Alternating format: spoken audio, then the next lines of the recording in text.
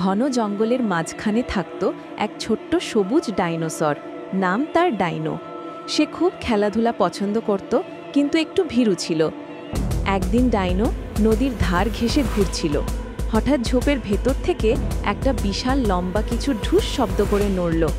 Dino ভয় পেয়ে বলল, কে আছো?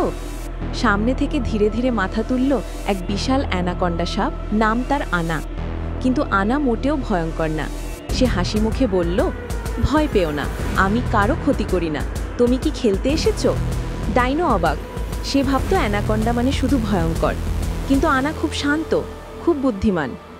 দুজনে মিলে জঙ্গলে লুকোচুরি খেলল। ডাইনো দৌড়ে বেড়ালো আর আনা গাছের ডালে ডালে উঠে লুকিয়ে থাকলো।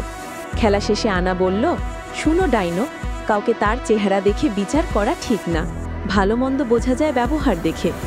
ডাইনো মাথা নেড়ে বলল, ঠিক বলেছ, আজ থেকে কাউকে দেখে ভয় পাবো না, আগে চিনব। সেদিন থেকে ডাইনো আর আনা, ডাইনোসর আর অ্যানাকন্ডা হয়ে গেল দারুণ বন্ধু।